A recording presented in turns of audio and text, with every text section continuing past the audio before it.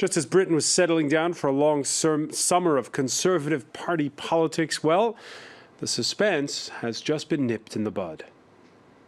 The interests of our country are best served by the immediate appointment of a strong and well-supported Prime Minister. I am therefore withdrawing from the leadership election, and I wish Theresa May the very greatest success. I assure her of my full support. Hear, hear. Andrea Leadsom out, Theresa May in to replace David Cameron on Wednesday as Prime Minister. The Home Secretary who voted Remain must now negotiate Britain's exit from the European Union. Even though May's pledge to abide by the results of the Brexit referendum stands, it won't be easy bargaining in Brussels when she'll have to reconcile a Tory leadership that was mostly pro-Remain with a party base that's a majority pro-Leave. And if you think the Conservatives have problems... I have lodged my papers with the General Secretary today to launch this challenge, and I'm very much looking forward to launching my campaign later today. Yeah, the opposition Labour Party announcing a new leadership contest as it tears itself apart between those that support the left-wing Jeremy Corbyn and a more centrist wing that has deserted the shadow cabinet en masse since the Brexit vote, Corbyn insisting he'll hang on. Today in the France 24 debate, we're looking at a Conservative race that was cut short and the prospect of a new Prime Minister. And joining us from Vienna, Alex Story, a representative of Leave EU Business. Thank you for being with us. You hear me? Yeah, we can hear you loud and clear. I've got this Barry White voice. I'm a bit thinner than he is. Oh, really? Well, hopefully that's all sorted. We also want to welcome from London. He is a Conservative member of Parliament, Guy Operman. Many thanks for joining us. My pleasure. The France 24 debate, where you can join the conversation, and you have on Facebook and Twitter the hashtag F24debate. Now, Theresa May was campaigning in Birmingham this morning when the news came that her rival was pulling out. Brexit means Brexit, and we're going to make a success of it. There will be no attempts to remain inside the EU. Brexit means Brexit. Guy Operman, first of all, are you surprised at the turn of events? Did you think it would all happen so fast? Well, I'm delighted that Andrea Leadsom has decided, for the good of her country, that it is the right thing to stand down and to get behind Theresa May. I think it shows great statesmanship on her behalf. And I think it is very good that we have the wonderful Theresa May as our new Prime Minister, and that we have the strength, the hard work and the toughness that she will bring to this campaign. Alex Story, you heard the Prime Minister in waiting saying Brexit means Brexit. Are you reassured? Well, they're different. Brexit can mean different things, and I think that's the crux of the matter, and that's one of the things that you saw during the referendum. It was always difficult to reduce Brexit to one simple notion, because you have different things that are possibly on the table. You could have a partial exit through the European Economic Area. You could have another type of exit through the European Free Trade Area. There's also the World Trade Organization option. And I think the key really is just that for many in the country who voted to leave the EU, they would have liked to see a competition, at the very least, between a Remainer and a Leaver. I think it's very bad for democracy not to have a contest, and I can see why the other side would say that it's nice to have Theresa. I mean, I've spoken to Theresa before, and I've met her before. She's a lovely lady, but it would have been great, I think, for the country to see more of these two ladies discuss what is actually an extremely important issue. Guy Operman, how do you explain it to constituents who tell you, hey, we voted for Leave and we have someone who voted Remain who's going to be in charge of the country? Well, I think that is conflating two different things. On the one hand, you have a Conservative Party who have been elected in 2015 to carry out a manifesto on a number of different issues, of which Europe is one of them. The result of this means that Theresa May will continue the one nation approach of this government. She will continue to address the life chances. She will continue to do things like get more houses built, get our economy back on track, increase apprenticeships, improve our schools, etc., etc. On the other hand, you have the issue which is clearly the defining issue of the moment, but it is not the only issue, and that is the issue of Brexit. I think you need to distinguish between leavers and remainers, because everybody in the Conservative Party is now a Brexiteer. We are all Conservatives taking forward the will of the people. The people have spoken, we move on, and we implement that. The manner of the implementation is very simple, in my view, is that we seek to obtain, and then we do obtain, the best possible deal from the European Union for the British people in the negotiations.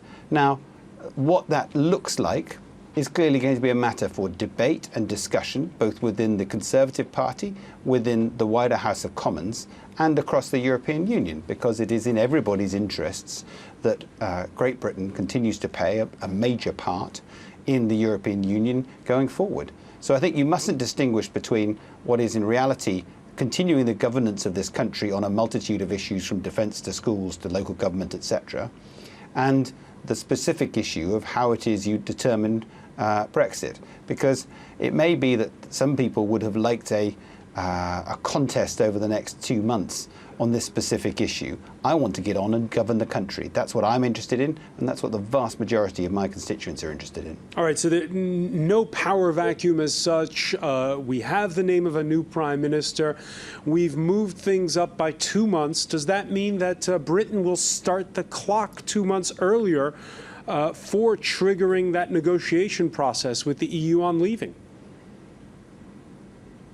Well, I think what will happen is that on Wednesday afternoon, Theresa May will become the Prime Minister. David Cameron will go and see the Queen, tender his resignation, and Theresa will see the Queen and receive a state of office. After that, she then has time to consider her position before it is that she implements Article 50.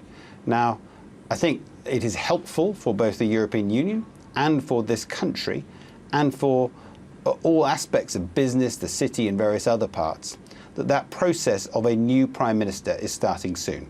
Because it is quite clear that if we had continued this process of the contested election up until September, that would have created instability in the markets, it would have created instability and uncertainty for business, and that would reflect both in this country and in the wider European Union. So when does she start the clock? When does she start the clock? Does she start the clock before the end of the year? I think that's a matter you're going to have to ask the Prime Minister when she becomes Prime Minister. And I think it is certainly the case that you need to assess what is the right way forward as the new Prime Minister. And I think she's going to do that. I know that you would love me to give a specific time and date and precise hour that the clock is started. I don't think that would be in the country's interest right now. And it's certainly not what the Prime Minister to be, as I said, she's going to do. Alex Story, you agree? If anything is known about...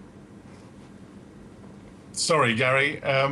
Yeah, so this is the point really about what a contest is about. Now, I just want to say that a lot of people, and particularly on the Remain side, have downed this country, including our Chancellor, about voting Brexit. This is a continuation of essentially an establishment that doesn't quite get the message, and the people who are telling essentially their political masters what they would like. There is something in what Gary said which I think is quite absurd. We have seen a market that has been relatively calm. If you look at where the FTSE is now compared to where it was just before the referendum, for instance, you'll see that there has been very little drop-off. We are told that we need stability, but actually most democratic countries go through processes to find out who their leaders are. It's not good at all to have a prime minister that is uncontested. It doesn't work. Last time we did this in the Conservative Party, we had Michael Howard. I'm a big fan of his, but actually when he was leader, he was very difficult to sell on doorsteps. He was good for the MPs, but he was bad for the general electorate. Then we had Gordon Brown, who was also given the crown of the Labour Party, and he was a catastrophe. It is crucial for people to know who the leaders are. There is nothing that brings more instability than realizing halfway through a premiership that the person that you've put there is not quite as good as you thought. And of course, over the course of the next 6 or 7 weeks... Can we take the reasoning further and saying most of the people at Westminster were pro-Remain? Should there be, in that case, a snap general election?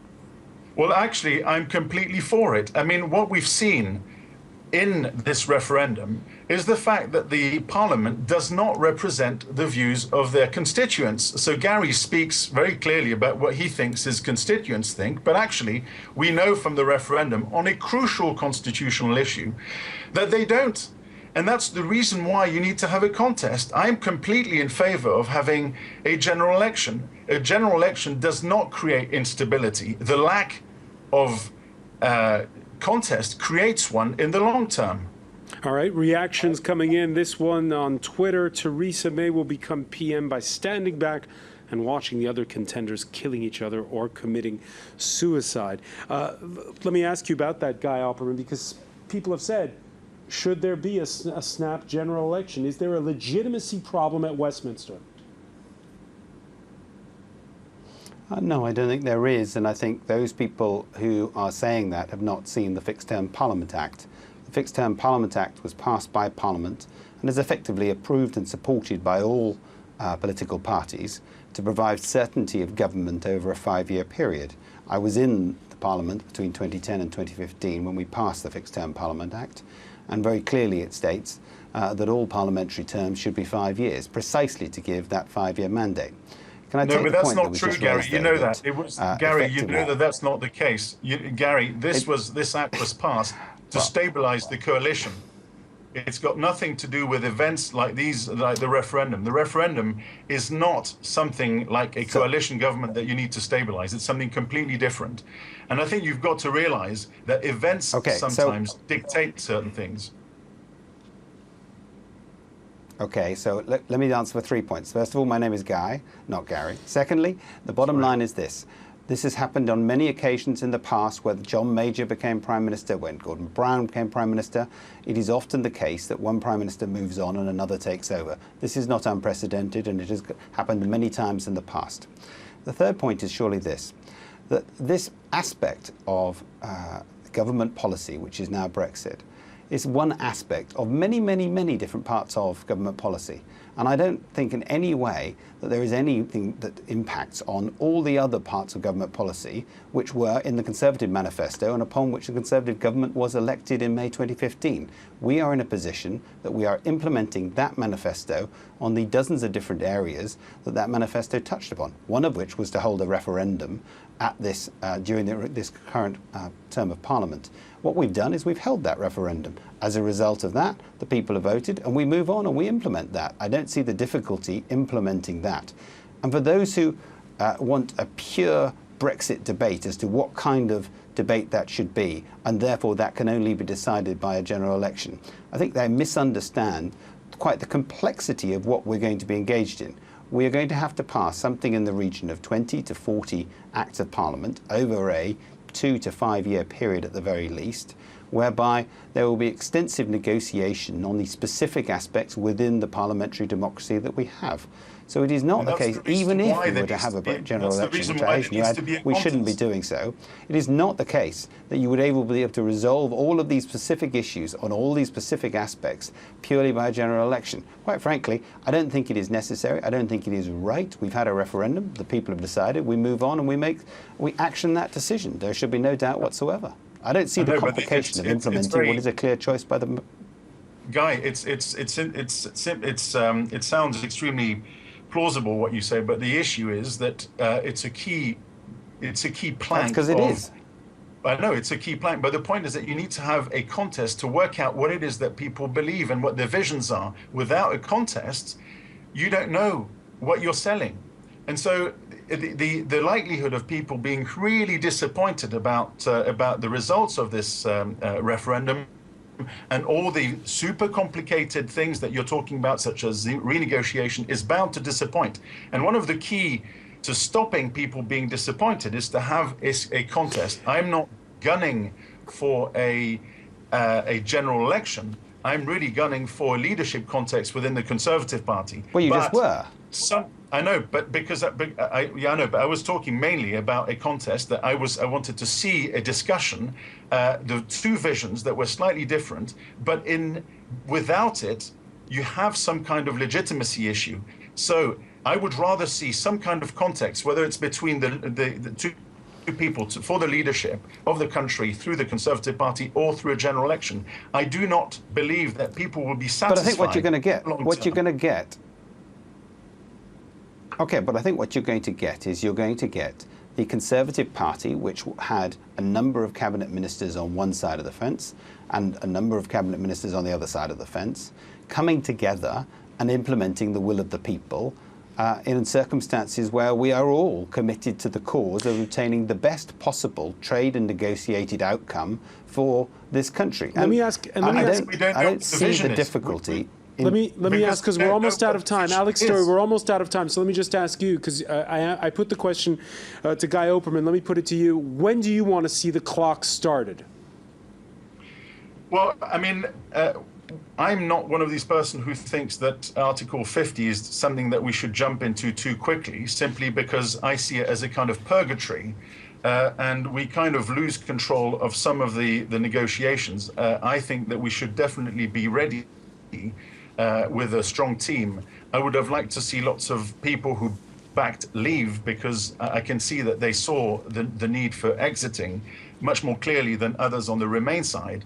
But for me, what's important is the reassurance through a discussion, a vigorous discussion about what it is that exit looks like within the Conservative Party. So I'm very disappointed that Andrea stood down. And I think to say, particularly when you're a conservative, free market type of person like I am, no competition, generally speaking, is a bad thing. I'd like to see a contest. I'd like to see it end in September. That's not going to happen. I'd like to see the clock ticking towards perhaps an exit in the fourth quarter of 2016. All right, well, we're going to have to leave it there. So much to talk about. Alex Story, so many thanks for being with us from Vienna. Guy Operman in London. Stay with us when we come back here on France 24, part 2 of the debate and the situation that is spiraling yet again in the world's newest nation, South Sudan.